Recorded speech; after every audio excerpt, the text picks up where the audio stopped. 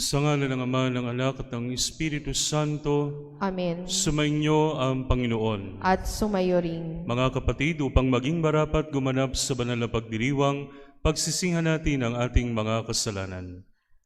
Sinugong tagapagpagaling sa mga nagsisisi, Panginoon, kaawaan mo kami. Panginoon, kaawaan mo kami. Dumating na tagapaganyayang ang mga makasalanay magsisi, Kristo, kaawaan mo kami. Kristo, kaawaan mo kami. Nakaluklukan sa kanan ng Diyos Ama para ipamagitan kami, Panginoon, kaawaan mo kami. Panginoon, kaawaan mo kami. Kaawaan tayo ng makapangyarihang Diyos, patawarin tayo sa ating mga kasalanan at patnubayan tayo sa buhay na walang hanggan. Amen. Manalangin tayo.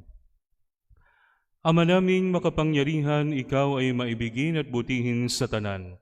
Itinuturo mo na ang lunas sa kasalanan ay ang kusang pagpapakasakit, pagdalangin at pagmamalasakit.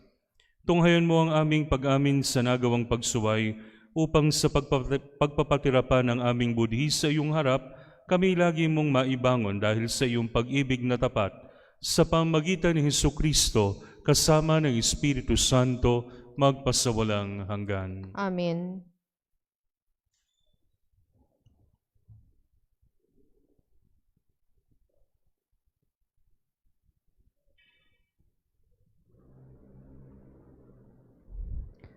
Ang salita ng Diyos mula sa aklat ng Eksodo. Noong mga araw na yon, si Moises ang nag-aalaga sa kawan ng biyenan niyang si Jethro. Minsan, itinaboy niya ang kawan pabagtas ng disyerto at nakarating siya sa Horeb, sa bundok ng Diyos. Doon, ang anghel ng Panginoon ay napakita sa kanya, parang ningas sa gitna ng isang mababang punong kahoy. Kitang-kita ni Moises na nagliliyab ito, ngunit hindi nasusunog. Kaya't nasabi niya sa kanyang sarili, "Katakataka ito. Tingnan ko ngang mabuti kung bakit di nasusunog, gayong nagliliyab." Nang lalapit na si Moises, tinawag siya ng Panginoon buhat sa nagliliyab na punong kahoy. "Moises, Moises." "Ano po iyon?" sagot niya. Sinabi ng Diyos, "Huwag kang lumapit. Hubarin mo ang iyong sandalyas sapagkat banal na dako ang kinatatayuan mo. Ako ang Diyos ng iyong mga magulang, nina Abraham, Isaac at Jacob." Tinakpan ni Moises ang kanyang mukha pagkat natatakot siyang tumingin sa Diyos. Sinabi sa kanya ng Panginoon, "Nakita kong labis na pinahihirapan ng mga Ehipsyo ang aking bayan. Alam ko ang hirap nilang tinitiis at narinig ko ang kanilang daing. Kaya bumaba ako upang sila'y iligtas. Ialis sa Ehipto at ihatid sa lupaing mayaman, malawak at sagana sa lahat ng bagay." Sinabi ni Moises, "Pupunta ako sa mga Israelita at sasabihin sa kanilang ako'y sinugo ng Diyos ng aming ninuno. Ngunit ano po ang sasabihin ko kung itanong nila kung sino ang nagsugo sa akin?" Sinabi ng Diyos, "Ako'y si Ako Nga.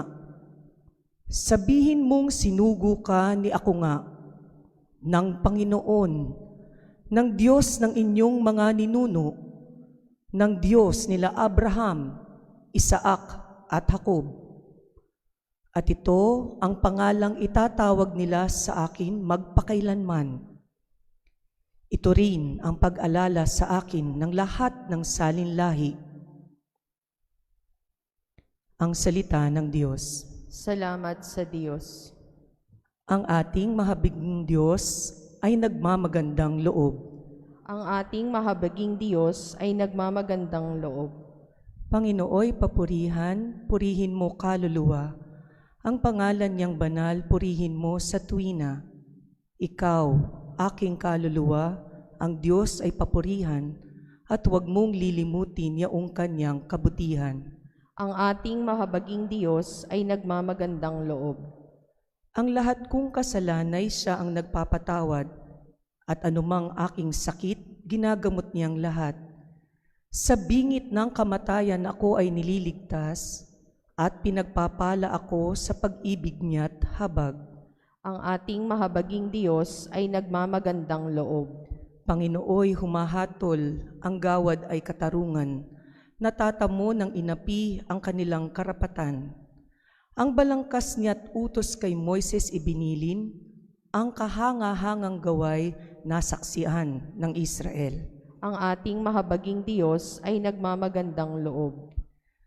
Kay ganda ng kalooban mahabagin itong Diyos, kung magalit ay banayad, kung umibig na may lubos. Ang agwat ng lupa't langit, sukatin may hindi kaya. Gayon ang pag-ibig ng Diyos sa may takot sa Kanya. Ang ating mahabaging Diyos ay nagmamagandang loob.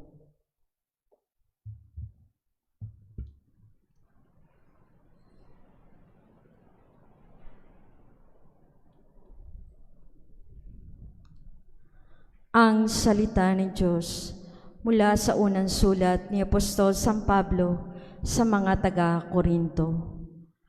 Mga kapatid, ibig kong malaman ninyo ang nangyari sa ating mga ninuno na sumunod kay Moises. Silang lahat ay naliliman ng ulap sa kanilang paglalakbay at tumawid sa dagat na pula.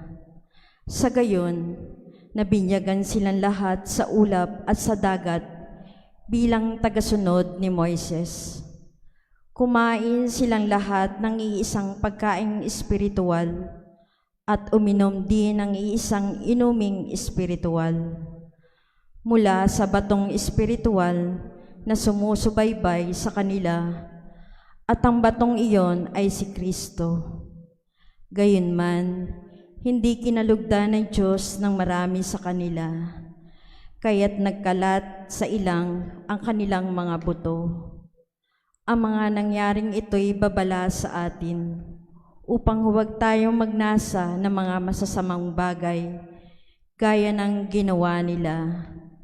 Huwag din tayong magreklamo tulad ng ilan sa kanila, kaya't nilipon sila ng anghel at namumuksa.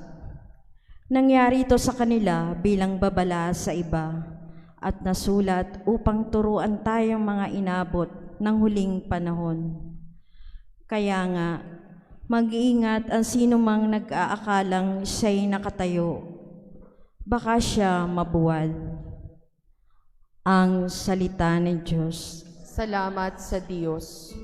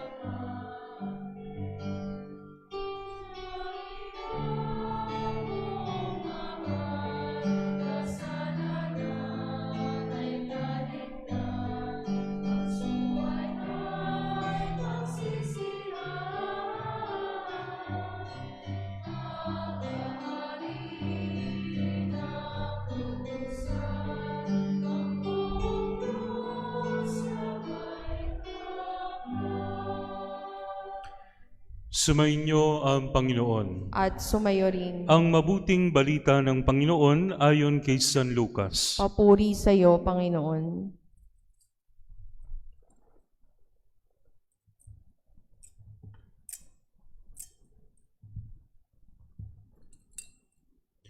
Dumating noon ang ilang tao at ibinalita kay Jesus na ipinapatay ni Pilato ang ilang Galileo, samantalang ang mga ito'y naghahandog sa Diyos. Sinabi niya sa kanila, "Akala ba ninyo higit na makasalanan ang mga Galileyong ito kaysa ibang mga taga-Galilea? Dahil sa gayon ang sinapit nila, "Hindi, ngunit sinasabi ko sa inyo, kapag hindi ninyo pinagsisihan at tinalikdan ang inyong mga kasalanan, mapapahamak din kayong lahat." At ang 18 namatay nang nabaksakan ng tore sa Siloe, sa akala ba ninyo'y higit silang makasalanan kaysa ibang naninirahan sa Jerusalem? Hindi, ngunit sinasabi ko sa inyo, kapag hindi ninyo pinagsisihan at tinalikdan ang inyong mga kasalanan, mapapahamak din kayong lahat. Sinabi sa kanila ni Jesus ang talinhagang ito, "May isang tao na may puno ng igo sa kanyang ubasan. Minsan tinitingnan niya kung may bunga ito, ngunit wala siyang makita. Kaya't sinabi niya sa tagapag-alaga ng ubasan, 3 taon na akong pumaparito at naghahanap ng bunga sa punong ito, ngunit wala akong makita. Putulin mo na, nakasisikip lang iyan." Ngunit sumagot ang tagapag-alaga, "Huwag po muna nating putulin sa taong ito. Huhukayan ko ang palibot at lalagyan ng pataba. Kung mamunga po ito sa darating na taon, mabuti, ngunit kung hindi, putulin na natin." Ang mabuting balita ng Panginoon. Pinupuri ka namin, Panginoong Hesukristo. Sa ngalan ng Ama, ng Anak at ng Espiritu Santo. Amen. Sa atin pong ebanghelyo, mga kapatid, ay meron pong mga taong nagdala ng tsismis sa ating Panginoon. Ang unang tsismis, may mga ipinapatay si Pilato. Sino yung mga pinapatay niya? Yung mga Galileo na nag-aalay sa templo. Pangalawang tsismis, may nabaksakan daw ng tore, 18, doon sa Jerusalem. Ang tanong ng ating Panginoon, ito bang mga taong ito ay nagsumapit sa ganong klaseng kapalaran dahil sila ay makasalanan? Alam niyo po, mga kapatid, tayo pong mga Kristiyano, meron pong kaisipan na kapag ka nagkasakit, pinarurusahan kasi yan, masama yan. O nalugoy ang negosyo, buwisite ka kasi yan, kaya nalugoy ang negosyo. Ganun ba talaga? Hindi ba may mga tao namang mabubuti na nagkakasakit? Hindi ba may mga tao namang hindi gumagawa ng masama, pero dumaranas ng hindi magandang kapalaran sa buhay? Ang gustong sabihin sa atin ng Panginoon, mangyayari at mangyayari ang mga bagay na ito habang tayo nandito sa mundo. Merong kalungkutan, may trahedya, may mga hindi magandang mangyayari. May mga bagay na hindi tayo makokontrol, lalong-lalo na yung mga aksidente. Pero mga kapatid, may idinugtong ang ating Panginoon doon sa 2 ibinalita sa Kanya. Ang sabi po niya, mga kapatid, "Sinasabi ko sa inyo, kapag hindi ninyo pinagsisihan at tinalikdan ang inyong mga kasalanan, mapapahamak din kayong lahat."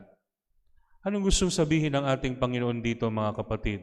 Na hindi lahat ng trahedya at aksidente ay bunga ng kasalanan. Minsan hindi ganon. Pero lahat ng pagkakasala ay trahedya sa buhay natin. Lahat ng paggawa natin ng masama at lahat ng paggawa natin ng hindi mabuti is a tragedy in itself. Mga kapatid, sa atin pong ikalawang pagbasa, narinig po natin na pinangangaralan ni San Pablo yung mga taga-Korinto. Bakit? Kasi naging complacent na sila. Ano ba yung complacent sa Tagalog? Kampante. Yung pabanjing-banjing na lang, yung wala na silang pakialam. Ganyan ang isip ng iba. Okay na to. Pero pinapaalala sa kanila ni St. Paul, tumanggap kayo ng maraming biyaya. Huwag niyong sayangin yan. Kasi may purpose lahat yan para kayo'y makapagbagong buhay at iwasan ang kasamaan habang may panahon pa. Kasi ang sabi niya sa atin ni St. Paul, huwag kayong masyadong pakakampante na nakatayo kayo. Kasi baka bigla kayong mabuwal. Hindi ba, mga kapatid, may naririnig tayo? Every gising is a blessing. Every gising, every time we wake up in the morning, it's another chance that is given to us. Aba, hindi lahat gumigising ng umaga. Hindi lahat. Kaya po lahat tayo na ngayong nagtitipon dito ay binigyan ng pagkakataon. Para sa inyong pagkakataon. Pagkatapos balitaan ng tsismis ang ating Panginoon dito sa Ebanghelyo, may binanggit siyang parabol o talinhaga. Yung talinhaga na kinuwento niya sa mga tao, tungkol ito sa puno ng igos na hinanapan niya ng bunga for 3 years, pero wala siyang nakita. At ang sinabi niya, putulin mo na, nakakasikip lang yan. So mga kapatid, ano ba nitong may-ari ng ubasan? At papuputol na niya nang wala siyang nakitang bunga. Halimbawa, dito sa mga mangga na to, wala akong makitang bunga rito, putulin niyo na to. Napakalupit ko naman doon sa halaman. Hindi ganon, mga kapatid. Tingnan natin yung detalye ng parable. Unang-una, ang sabi rito, may isang tao na may puno ng igos sa kanyang ubasan. Alam niyo ba ang mga Hudyo, hindi sila nagtatanim ng kahit anong halaman kasama ng mga ubas. Bakit? Mas espesyal yung ubas at mas profitable yon kesa sa igos. Hindi nila itatanim yon sa ubasan. Pero itong igos na ito, espesyal. Kasi nakatanim siya ron So kumukuha siya ng sustansya doon, kasama ng mga ubas. Ngayon po mga kapatid, ang sabi po nung taong naghahanap ng bunga, ilang beses na siyang bumabalik? 3 years. Pero dapat nating malaman ang konteksto. Ano ba ang konteksto ng puno ng igos? Ang figs o puno ng igos, hindi sila namumunga hindi sila umaabot ng 3 years. Kailangan 3 years old muna sila bago sila mamunga. So definitely, hindi pupuntahan ng tao ito kung wala pa talaga siyang makikitang bunga. Hindi siya magpupunta after 3 years. So pag namunga na after 3 years, yung puno na ito, yung unang bunga niyan, hindi pa kukunin yan. Hindi pa yan for public consumption. Lahat ng bunga niyan, anong gagawin? Titipunin at iaalay sa templo. So 4 years na. O ngayon, ilang taon na siyang nagpupunta rito? 3 years. So 4 plus 3, 7 years. 7 years. 7 years na siyang nagpupunta, pero dahon pa rin ang nakikita niya. So ang sabi niya, wala naman palang kwenta ito putulin mo na, nakasisikip lang yan. Inaagawan lang ng sustansya yung mga ubas ko. Pero ang sabi ng tagapag-alaga, wag po muna natin putulin. Bibigyan natin ng chance. Next year na, maghintay tayo ng 1 taon. Lalagyan ko ng pataba, bubungkalin ko. Pagkatapos, pag hindi pa rin namunga, putulin mo na. Sabi ko kanina, every gising is a blessing. It's another chance given to us by the Lord na binubungkal tayo, nilalagyan tayo ng pataba, at hinahanapan tayo ng bunga. Mga kapatid, lahat ng panahong ibinibigay sa atin ay hindi lang para sayangin natin para sa ating sarili. Tandaan po natin mga kapatid, ang ating mortality. Hindi lahat forever dito sa buhay na ito. Haharap at haharap tayo sa Diyos. Pero anong maihaharap natin sa Kanya kung wala tayong bunga? Minsan naririnig ninyo sa mga pelikula na yung may mga magulang na naghihimutok sa mga anak, saan ako nagkamali? Saan ako nagkulang kapag ang anak ay sutil at pasaway? Pagka sinabi ng magulang yon, hindi naman niya sasabihin yon kung hindi niya binigay ang lahat. Definitely, binigay niya ang lahat ng kaya niyang gawin. Ibigay niya ang kaya niyang i-provide. Ibinigay niya ang pagmamahal na sapat-sapat para sa bata. Pero pag walang makitang bunga, mapapatanong siya, saan ako nagkamali? Pinapaalala sa atin mga kapatid ng unang pagbasa at ng salwang tugunan na laging nagmamagandang loob ang Diyos sa atin. Siya ay laging may pagnanais na gustong mapalaya tayo sa kasalanan. Pero kung isa kang preso na nakakulong sa selda, kahit buksan ang pinto, kung ayaw mo namang lumabas, hindi ka makakalaya. Parang ganun tayo mga kapatid. Pag patuloy natin ginagawa yung mga bagay na nagpapalungkot sa Panginoon, yung mga kasalanan nating paborito, hindi tayo mamumunga. Of course, Iba-iba tayo ng kasalanan, mga kapatid. Alam nyo na yung sa inyo, alam ko na yung akin. Pero ang hiling sa atin, mga kapatid, kung gusto talaga nating mamunga, kinakailangan nating tanggalin ito sa ating mga katawan. Kasi kapag ka nandyan yan, pipigil yan para tayo ay mahanapan ng bunga ng Panginoon. Ito po ang ating pagnilayan sa gabing ito, sa ngalan ng Ama, ng Anak at ng Espiritu Santo. Amen. Pahayag natin ang ating pananampalataya. Sumasampalataya ako Sa Diyos samang makapangyarihan sa lahat, na may gawa ng langit at lupa. Sumasampalataya ako kay Heso Kristo, iisang anak ng Diyos, Panginoon nating lahat. Nagkatawang tao siya lalang ng Espiritu Santo, ipinanganak ni Santa Mariang Birhen, pinagpakasakit ni Poncio Pilato, ipinako sa krus, namatay, inilibing, nanaog sa kinaroroonan ng mga yumao. Nang may ikatlong araw na buhay na maguli, umakyat sa langit, naluluklok sa kanan ng Diyos amang makapangyarihan sa lahat. Doon magmumula paririto at huhukom sa mga nabubuhay at nangamatay na tao. Sumasampalataya naman ako sa Diyos Espiritu Santo, sa banal na simbahang katolika, sa kasamahan ng mga banal, sa kapatawaran ng mga kasalanan, sa pagkabuhay na maguli ng nangamatay na tao, at sa buhay na walang hanggan. Amen. Amen. Sa bawat panalangin po, ang atin pong itutugon, Panginoon, dinggin ang iyong bayan. Panginoon, dinggin ang iyong bayan. Upang patuloy na maihatid ng simbahan ang pag-asa sa awa ng Diyos, manalangin tayo sa Panginoon. Panginoon, dinggin ang iyong bayan. Upang lagi maging magalang ang lahat sa harap ng kapanatilihan ng Panginoon sa Eukaristiya, tulad na ipinakita ang paggalang ni Moises sa harap na nagliliyab na mababang punong kahoy. Manalangin tayo sa Panginoon. Panginoon, dinggin ang iyong bayan. Upang maipalaganap ang pag-asa sa lahat ng humihina o nawawala nito ngayong taon ng hubileyo, manalangin tayo sa Panginoon. Panginoon, dinggin ang iyong bayan.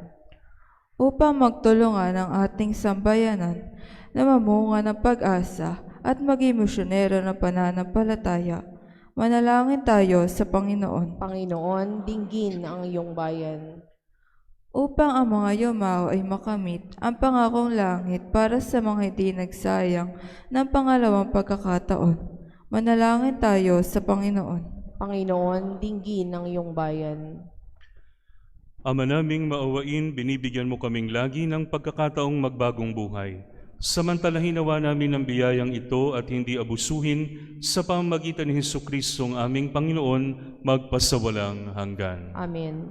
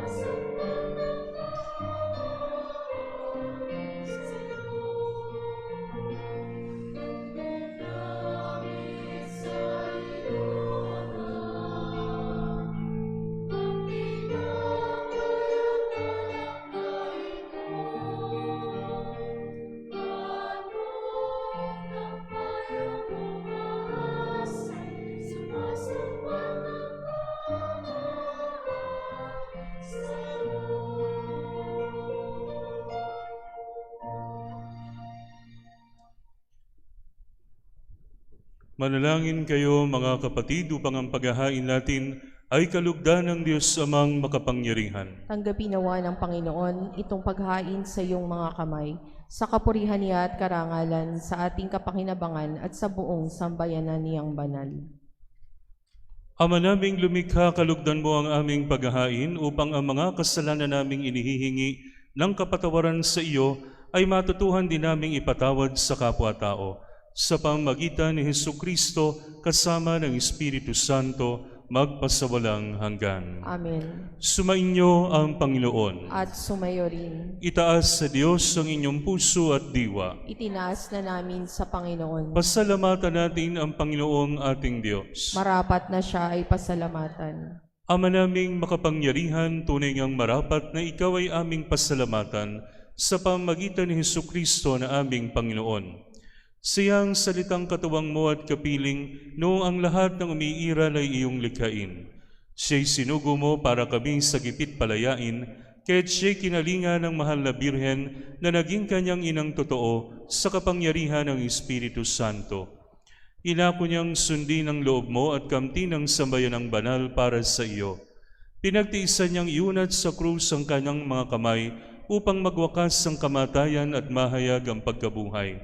Kaya kaisa ng mga anghel na nagsisiawit ng papuri sa iyo nang walang humpay sa kalangitan, kami nagbubunyi sa iyong kadakilaan.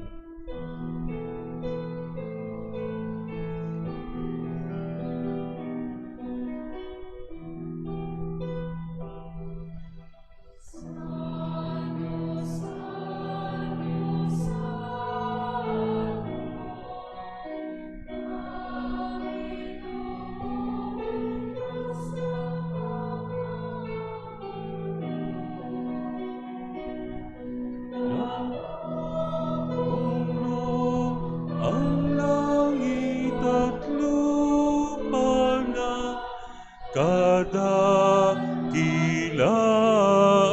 mo. Hosana sa kaitaasan.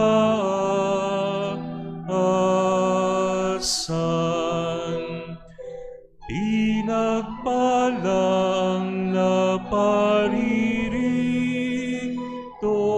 sa ngalan ng Panginoon. Hosana sa kaitaasan.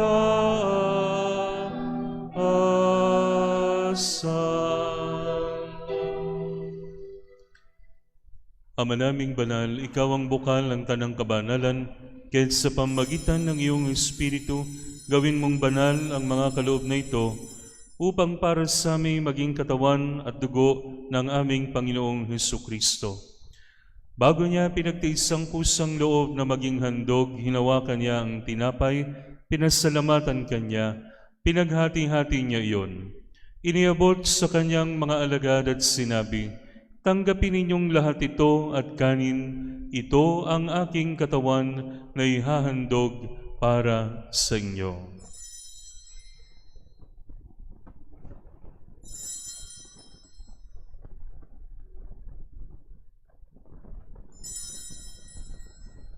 Gayun din naman nung matapos ang hapunan, hinawakan niya ang kalis, muli kanyang pinasalamatan, iniabot niya ang kalis sa kanyang mga alagad at sinabi, "Tanggapin ninyong lahat ito at inumin. Ito ang kalis ng aking dugo, ng bago at walang hanggang tipan. Ang aking dugo na ibubuhos para sa inyo at para sa lahat, sa ikapagpapatawad ng mga kasalanan. Gawin ninyo ito sa pag-alala sa akin."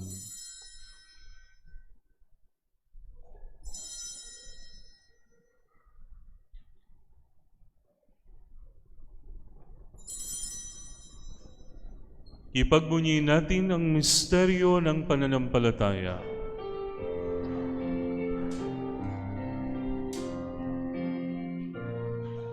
Si Kristo ay namatay, si Kristo ay nabuhay, si Kristo ay babalik, Sa wakas, sa wakas, sa wakas ng panahon. Ama, ginagawa namin ngayon ang pag-alala sa pagkamatay at muling pagkabuhay ng iyong anak, kaya tiniaalay namin sa iyo ang tinapay na nagbibigay buhay at ang kalis na nagkakaloob ng kaligtasan. Kami nagpapasalamat dahil kami iyong minarapat na tumayo sa harap mo para maglingkod sa iyo. Isinasamo namin kaming magsasalo-salo sa katawan at dugo ni Kristo ay mabuklod sa pagkakaisa sa pamamagitan ng Espiritu Santo. Ama, lingapin mo ang iyong simbahang laganap sa buong daigdig. Puspusin mo kami sa pag-ibig kaysa ni Francisco na aming Papa, ni Dennis na aming Obispo at ng Tanang Kaparian. Alalahanin mo rin ang mga kapatid naming nahimlay nang may pag-asang sila muling mabubuhay, gayon din ang lahat ng mga pumanaw. Kaawaan mo sila at patuloyin sa iyong kaliwanagan. Kaawaan mo at pagingdapatin kaming lahat na makasalo sa iyong buhay na walang wakas, kaysa ng mahal na Birheng Maria na Ina ng Diyos, kaysa ni San Jose, kaysa ng mga apostol at lahat ng mga banal, na namuhay dito sa daigdig ng kalugod-lugod sa iyo. May pagdiwang nawa namin ang pagpupuri sa ikararangal mo sa pamamagitan ng iyong anak na aming Panginoong Hesukristo. Sa pamamagitan ni Kristo kasama niya at sa Kanya, ang lahat ng parangal at papuri ay sa iyo, Diyos amang makapangyarihan, kasama ng Espiritu Santo, magpasawalang hanggan.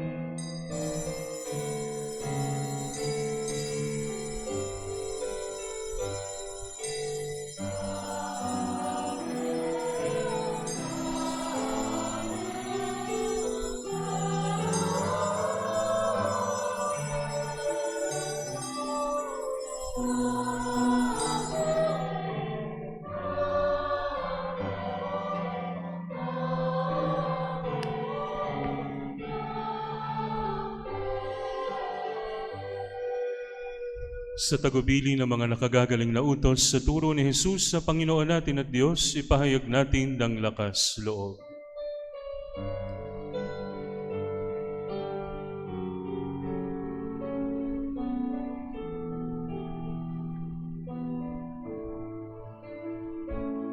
Ama namin, sumasalangit ka, sambahin ang ngalan mo, mapasa amin ang kaharian mo, sundin ang loob mo, dito sa lupa para ng sa langit.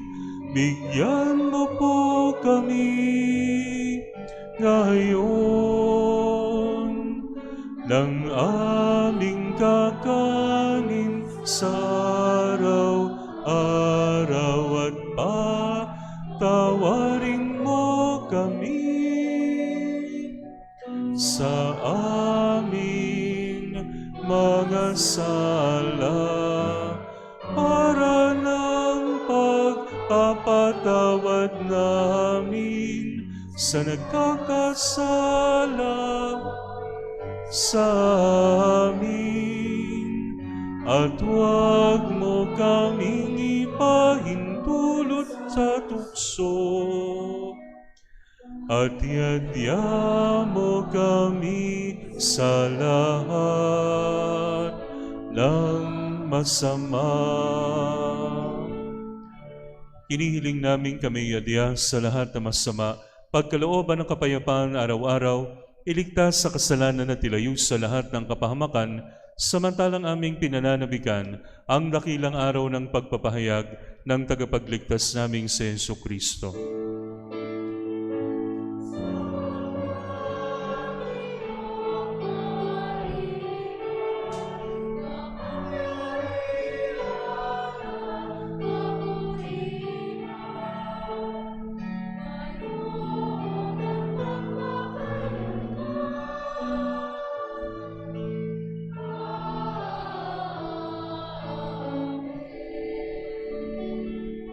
Panginoong Hesukristo, sinabi mo sa iyong mga apostol, kapayapaan ang iniiwan ko sa inyo, ang aking kapayapaan ang binibigay ko sa inyo.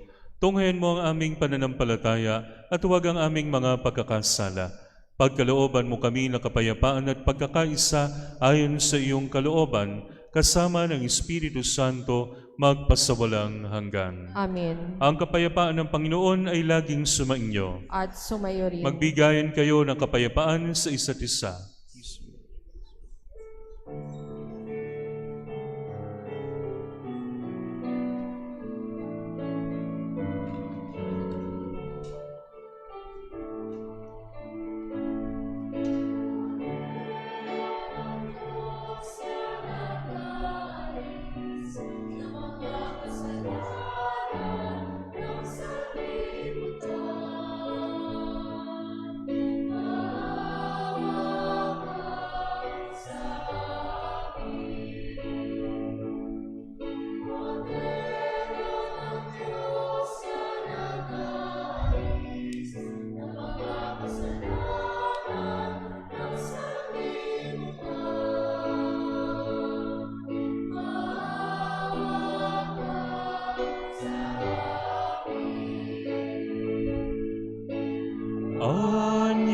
Agnus Dei qui tollis peccata mundi, dona nobis pacem, dona nobis pacem, dona nobis pacem.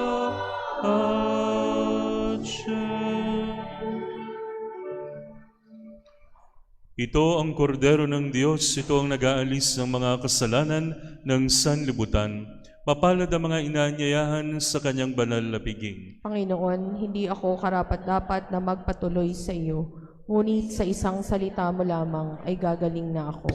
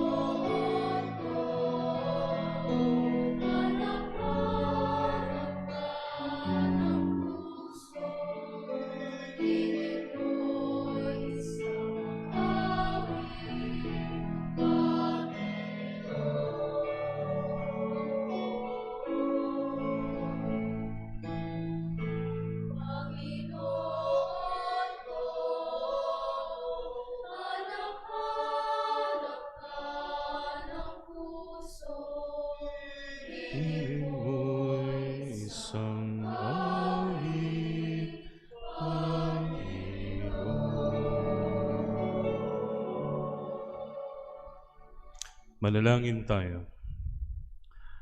Ama naming mapagmahal, sa pakikinabang namin sa iyong banal na piging, pinagsalu-saluhan namin ang bigay mong pagkain. Ang ginaganap namin ngayon sa pagdiriwang ay lubos namang mangyari sa gawain namin araw-araw sa pamamagitan ni Hesukristo kasama ng Espiritu Santo magpasawalang hanggan. Amen. Sumainyo ang Panginoon At sumayo rin. at pagpalain kayo ng makapangyarihang Diyos Ama, Anak at Espiritu Santo. Amen. Naiyalay ng banal na misa, humayo kayong taglay ang kapayapaan ni Kristo. Salamat sa Diyos.